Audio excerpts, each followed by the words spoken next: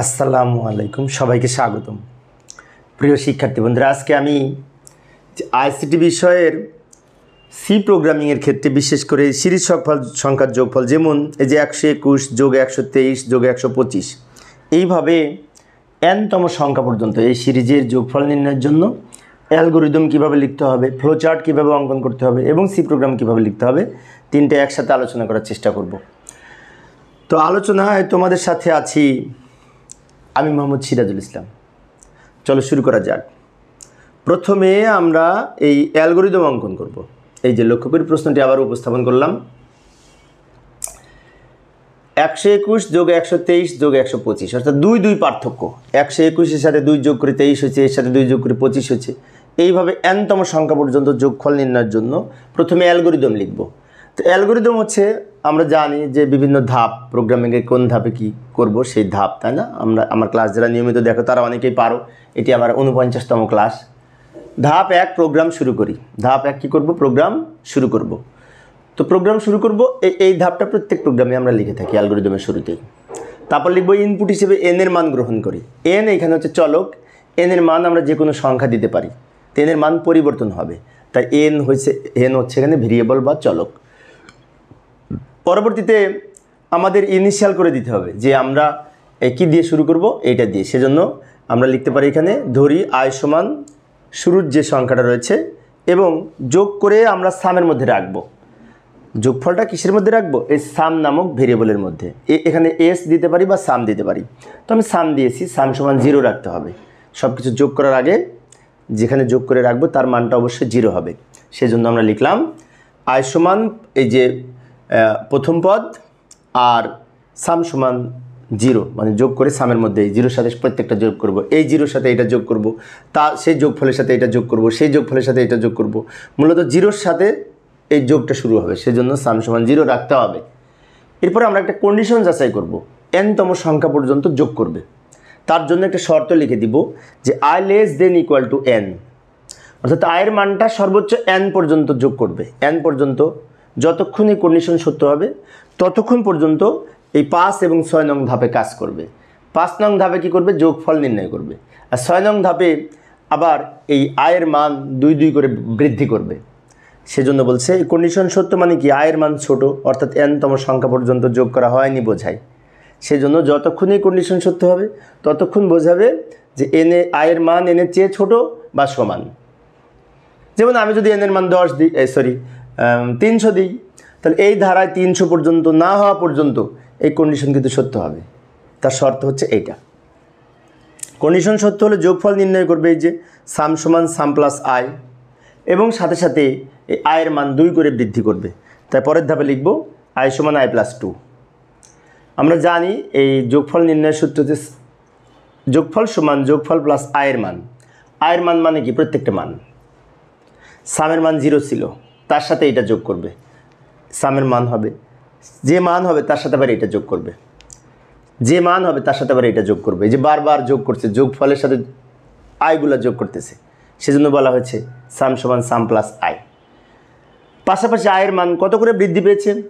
এটা থেকে 2 যোগ করে এটা হচ্ছে, এটা থেকে 2 যোগ করে হচ্ছে 2 বৃদ্ধি পেয়েছে, সেজন্য লিখেছি আই সমান আই প্লাস 2। এবং যোগফল নির্ণয় করার পরে যখন এই কন্ডিশন মিথ্যা হবে, এই যেখানে বলেছে অন্যথায় 7 নং ধাপে যায়, তখন প্রোগ্রাম এই সামের মান প্রিন্ট করে প্রোগ্রাম শেষ করে দিবে। অর্থাৎ যখন দেখবে যে কন্ডিশন মিথ্যা মানে কি? আমি যদি 300 পর্যন্ত আয়ের মান যোগ করতে বলি, এনের মান যদি 300 হয়, বাড়তে বাড়তে বাড়তে বাড়তে আয়ের মান যখন 300-র উপরে হবে তখন কিন্তু এই কন্ডিশন মিথ্যা, এবং তখনই কম্পিউটার বুঝতে পারবে, কম্পাইলার বুঝতে পারবে যে আমার যোগ করা শেষ। তখন এই সামের মান প্রিন্ট করার মাধ্যমে প্রোগ্রাম শেষ করে দিবে। এইভাবে আমরা অ্যালগরিদম লিখতে পারি এই 8টা ধাপের মাধ্যমে। এইবার আমরা কি করব? এইটা দেখে দেখে ফ্লোচার্ট আঁকবো। ফ্লোচার্ট হচ্ছে চার্ট। যেমন প্রোগ্রাম শুরু করি, এটার জন্য এই প্রতীক। এরপরে এন এর মানে ইনপুট নিই, তো ইনপুট নেওয়ার জন্য এরকম সামান্তরিক প্রতীক। এই সামান্তরিক প্রতীকের মধ্যে লিখব ইনপুট এন। এরপরে এই যে আয় সমান যত দিয়ে শুরু হয়েছে, আয়ের মান ইনিশিয়াল করা আছে সাম সমান 0। তাহলে আমাদের এইখানে এই দুটা রাখার জন্য, এই দুটা মান নির্ধারণ করার জন্য এখানে এই প্রক্রিয়াকরণ প্রতীক আয়তাকার প্রতীক লিখব। আমরা জানি ইনপুটের জন্য এই প্রতীক, কিন্তু প্রক্রিয়াকরণ যোগ বিয়োগ গুণ ভাগ এগুলো নির্ধারণ করার জন্য এরকম আয়তাকার প্রতীক। এর মধ্যে লিখব আই সমান এইটা এবং সাম সমান 0। এরপরে এই যে কন্ডিশন যাচাই করব হলে না হলে, তো কন্ডিশন যাচাই করার জন্য এই প্রতীক আমরা তো জানি, তাই না? তার মধ্যে লিখব এই কন্ডিশনটা, শর্তটা। কন্ডিশন যদি সত্য হয় তাহলে নিচে এসে, যদি ইয়েস হয় নিচে এসে এই দুটো ধাপের কাজ করবে, আর যদি মিথ্যা হয় তাহলে ওদিকে যে প্রোগ্রাম শেষ করে দিবে। মিথ্যা মানে কি, যোগ যখন করা সম্পূর্ণ হবে তখনই এই কন্ডিশন মিথ্যা হবে, আর যতক্ষণ এই কন্ডিশন সত্য হবে মানে n-তম সংখ্যা পর্যন্ত যোগ করা না হওয়া পর্যন্ত এই কন্ডিশন সত্য। সত্য হলে দুইটা কাজ করবে, এই যে 5 আর 6 নং ধাপের কাজ করবে। 5 নং ধাপে বলেছে যোগফল নির্ণয় করবে। যোগফল নির্ণয় সূত্র হচ্ছে সাম সমান সাম প্লাস আই। এটার জন্য এই প্রতীক আয়তাকার প্রতীক, এর মধ্যে লিখব সাম সমান সাম প্লাস আই। আবার আয়ের মান 2 করে বাড়বে, মানে এটা হচ্ছে আই হচ্ছে এখানে কাউন্টার ভেরিয়েবল, কাউন্টার আপডেট করে নিবে 2 করে বৃদ্ধি করে, তার জন্য আই সমান আই প্লাস 2। এটার জন্য এরকম আয়তাকার প্রতীক, এর মধ্যে লিখব আই সমান আই প্লাস 2। এবার এখান থেকে আবার উপরে ফিরে যাবে, ফিরে যেয়ে কন্ডিশন চেক করবে, বারবার ঘুরে ঘুরে ঘুরে ঘুরে 2 করে বৃদ্ধি করবে আর কন্ডিশন চেক করে যোগের কাজটা সম্পূর্ণ করবে। যখন করতে করতে যখন যোগ করা সম্পূর্ণ হয়ে যাবে তখন এই কন্ডিশন মিথ্যা হবে, কিন্তু কারণ আমি বললাম 300 পর্যন্ত যোগ করতে, এন এর মান 300, আয়ের মান বাড়তে বাড়তে বাড়তে বাড়তে একসময় 300-র উপরে যাবে। 300-র উপরে গেলে কম্পাইলার আর যোগ করবে না, না করে কি করবে, এই যে সামের মান বের হবে ওইটা প্রিন্ট আউট করে প্রোগ্রাম শেষ করে দিবে।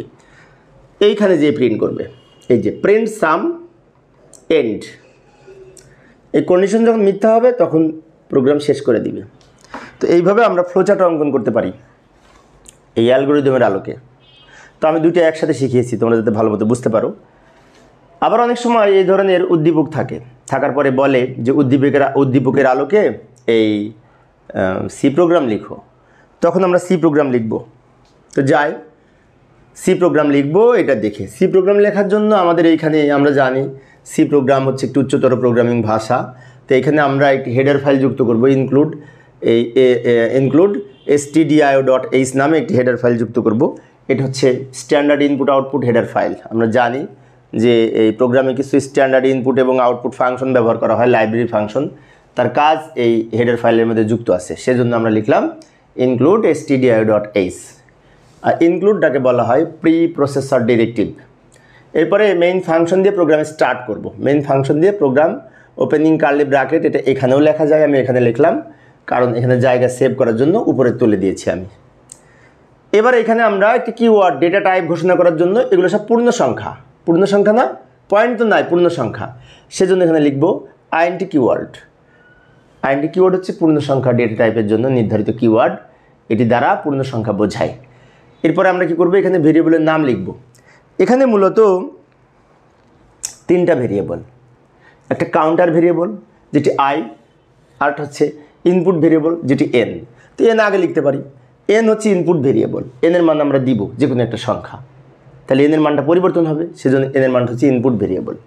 আর আই এটা কাউন্ট করার জন্য একটা ভেরিয়েবল দ্বারা কাউন্ট করবে, যাকে বলে কাউন্টার ভেরিয়েবল। কত পর্যন্ত হলো সেটা কাউন্ট করবে।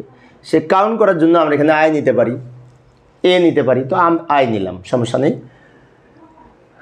আয়ের মান পরবর্তীতে এটা ইনিশিয়াল করে দিব ফর লুপের মধ্যে। আমরা যদি ফর লুপ গঠন করে এটা তৈরি করি, এরপরে কি করব,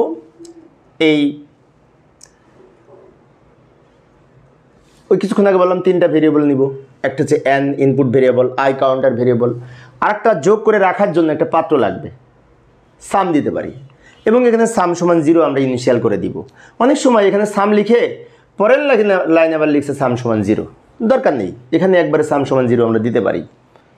আচ্ছা, এইবার এই ইউজার প্রোগ্রামটা রান করলে কি দেখতে পাবে, তার জন্য আমরা এখানে একটি প্রিন্ট এফ ফাংশনের মধ্যে এখানে একটি প্যারামিটার পাস করব, একটি স্টেটমেন্ট লিখব। মনে করি লিখলাম enter value of last number of series, আমি বলে দিলাম শেষ সংখ্যাটি লেখেন, এই কথা বলে দিলাম। তাহলে প্রোগ্রামটা রান করলে এই লাইনটা দেখতে পাবে, enter last number of series. তখন ইউজার বুঝতে পারবে ও আমাকে শেষ সংখ্যাটা দিতে বলছে, মানে এন এর মানটা দিতে বলছে। এখানে আমরা ইচ্ছে করলে লিখতে পারতাম ইন্টার ভ্যালু অফ এন, আরও সহজে ইচ্ছে করলে লিখতে পারতাম, সমস্যা নেই। এরপরে এই এই এনের মানটা ইনপুট নেওয়ার জন্য কি স্ক্যানএফ ফাংশনের মাধ্যমে প্রোগ্রাম ইনপুট নেবে। স্ক্যানএফ হচ্ছে ইনপুট ফাংশন, যার কাজ হচ্ছে কিবোর্ড থেকে ডেটা ইনপুট নেওয়া, এবং কিবোর্ড থেকে কোন টাইপের ডেটা ইনপুট নেবে সেই ডেটা টাইপ হিসেবে এখানে আমাদের ফরম্যাট ঠিক করে দিতে হবে। ফরম্যাট স্পেসিফায়ার বলা হয়। তো ফরম্যাট স্পেসিফায়ার এখানে কোনটি হবে, তাই না? আমরা পার্সেন্টেজ কখনো ডি লিখি, কখনো পার্সেন্টেজ সি লিখি, কখনো পার্সেন্টেজ এফ লিখি। তো এইখানে হবে যেহেতু আইএনটি কিওয়ার্ড দ্বারা ইন্টিজার টাইপ ভেরিয়েবল বোঝায়, পূর্ণ সংখ্যা ডেটা বোঝায়। আর পূর্ণ সংখ্যা ডেটার জন্য ফরম্যাট স্পেসিফায়ার হচ্ছে পার্সেন্টেজ ডি। তাই এখানে পার্সেন্টেজ ডি একবার লিখব শুধুমাত্র এনের জন্য। এখন অনেকের মনে হতে পারে আয়ের জন্য কেন লিখব না? না, আয় এখানে ইনপুট ভেরিয়েবল না, আয়ের মান আমরা ইনিশিয়াল করে দিব যে আয় সমান এই শুরুরটা, আর সামের মান তো আমরা এখানে ইনিশিয়াল করে অলরেডি দিয়েছি।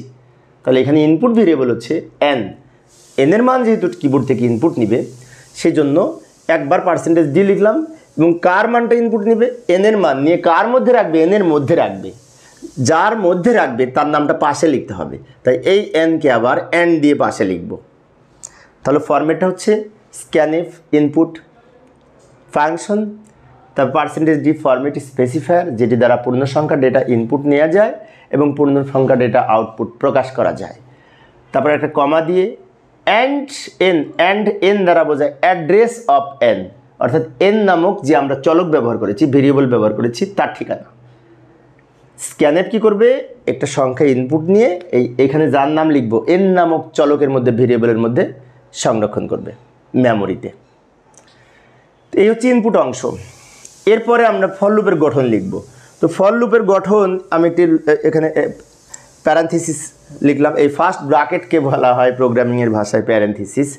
ফার্স্ট ব্র্যাকেট বললে সমস্যা নেই, কিন্তু প্যারেনথিসিস বলাই ভালো। তো যাই হোক, এই ফর লুপের মধ্যে এখানে তিনটা অংশ থাকবে। একটি হচ্ছে ইনিশিয়ালাইজেশন, কন্ডিশন, কাউন্টার আপডেট। আমি আবারও বলছি, লক্ষ্য করি, ইনিশিয়ালাইজেশন, কন্ডিশন, কাউন্টার আপডেট।